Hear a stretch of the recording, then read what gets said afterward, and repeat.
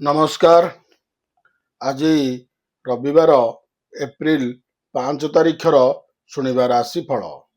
ମେଷ।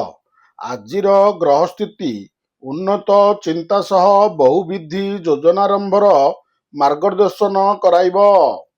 ବିଶେଷତଃ ଆପଣଙ୍କର ଅତି ନିକଟରେ ରହୁଥିବା ବନ୍ଧୁଟି ଦ୍ୱାରା କାମ ହାସଲ କରିପାରନ୍ତି। କର୍ମକ୍ଷେତ୍ରରେ ସ୍ୱାଧୀନ ଭାବରେ କାର୍ଯ୍ୟ କରିବାରେ ସୁଯୋଗ ମିଳିବ। ସ୍ୱାସ୍ଥ୍ୟ ଓ ପାରିବାରିକ ସ୍ଥିତିରେ ଆଂଶିକ ଉନ୍ନତି ଦେଖାଦେବାର ସମ୍ଭାବନା ରହିଛି। ବୃଷ। କାର୍ଯ୍ୟବ୍ୟସ୍ତତା ବୃଦ୍ଧି ପାଉଥିବାରୁ ମାନସିକ କ୍ଷେତ୍ର ଗରମ ରହିପାରେ।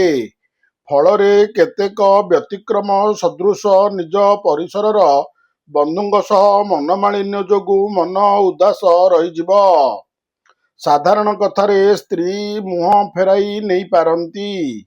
ଧନପ୍ରାପ୍ତ ସକାଶେ ଅନ୍ୟମାନଙ୍କ ଦ୍ୱାରସ୍ଥ ହେବାକୁ ପଡ଼ିପାରେ।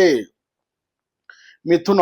ରାହୁଙ୍କ ପ୍ରଭାବରେ ମନ ଅଶାନ୍ତ ରହିବ ସିନା କୌଣସି କାମ ସ୍ଥଗିତ ରହିବ ନାହିଁ। ଭଲ ସମ୍ପର୍କ ଥିବା ବନ୍ଧୁଟି ହଠାତ୍ ଭୁଲ ବୁଝି ଅଭିମାନ କରିପାରନ୍ତି।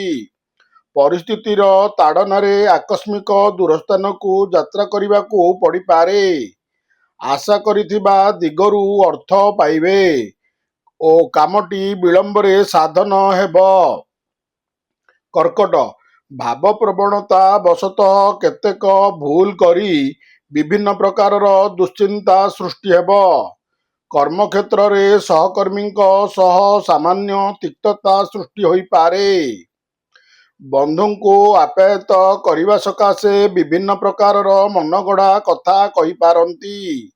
କଳା, ସାହିତ୍ୟ, ସଂସ୍କୃତି ତଥା ମନୋରଞ୍ଜନ କାର୍ଯ୍ୟକ୍ରମରେ ନିଜକୁ ନିଯୁକ୍ତି କରିପାରନ୍ତି। ସିଂହ।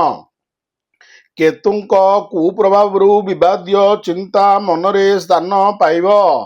ଆଲୋଚନା କାଳରେ କିଛି କହିବା ଅପେକ୍ଷା ବରଂ ନୀରବ ରହିପାରିଲେ ଭଲ ହେବ। ଶିଳ୍ପ, ବାଣିଜ୍ୟ ଓ ପରିବହନରେ ପ୍ରତିବନ୍ଧକ ଦୁଶ୍ଚିନ୍ତାର କାରଣ ହୋଇପାରେ। ସାମାଜିକ ଗଠନମୂଳକ କାମରେ ଓ ସଭାସମିତିରେ ବନ୍ଧୁମାନଙ୍କ ଦ୍ୱାରା ପ୍ରଶଂସିତ ହୋଇପାରନ୍ତି। କନ୍ୟା। ପରୋକ୍ଷ ଶତ୍ରୁତାରୁ କାର୍ଯ୍ୟକ୍ଷେତ୍ରରେ ଗୋଳମାଳିଆ ପରିସ୍ଥିତି ସୃଷ୍ଟି ହୋଇପାରେ।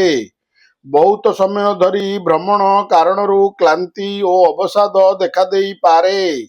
ନିଜ ପରିସରରେ ଛୋଟ ଘଟଣା ପ୍ରତି ଗୁରୁତ୍ୱ ଦିଅନ୍ତୁ ନାହିଁ, ଯାହାକି ସମସ୍ୟା ଆନାୟନ କରିବ।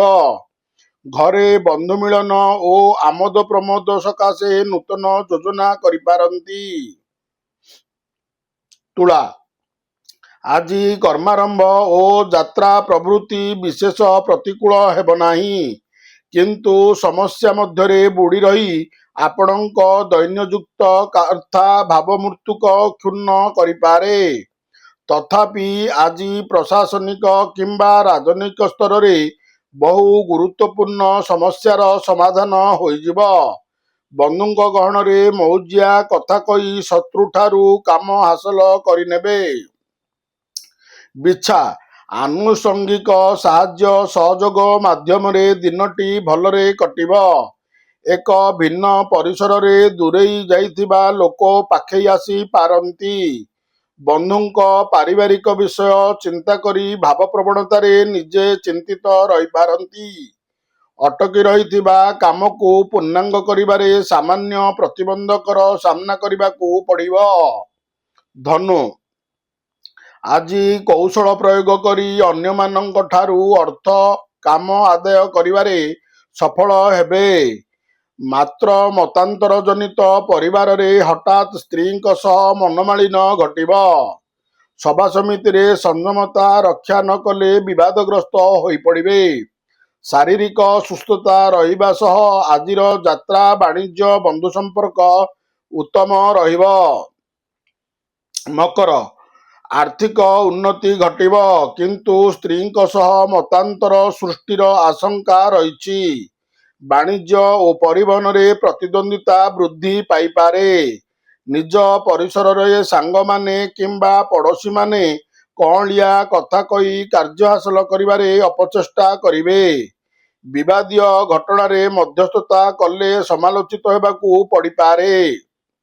କୁମ୍ଭ, ଗ୍ରହ ସ୍ଥିତିର ଅନୁକୂଳତା ପ୍ରାପ୍ତ ହୋଇ ପ୍ରତ୍ୟେକ କାମ ସୁରୁଖୁରୁରେ ସମ୍ପନ୍ନ କରିବେ।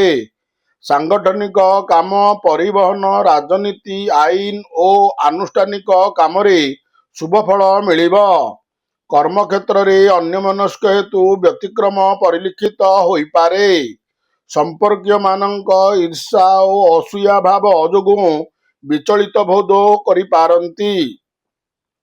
ମୀନ, ସମସ୍ୟା ରହିବା କାରଣରୁ ଆପଣ ଦୈହିକ ଓ ମାନସିକ ସ୍ତରରେ ଦିଗହରା ହୋଇପାରନ୍ତି।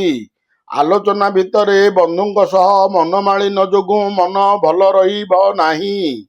ଶ୍ରମ ଓ ଭ୍ରମଣଜନିତ ସାମୟିକ ଅସୁସ୍ଥତା କାରଣରୁ କେତେକ କାମରେ ଅବହେଳା କରିପାରନ୍ତି। ସାହିତ୍ୟ, ସଙ୍ଗୀତ, କ୍ରୀଡ଼ା କ୍ଷେତ୍ରରେ ବେଶ୍ ଆଦୃତ ହେବେ। ନମସ୍କାର।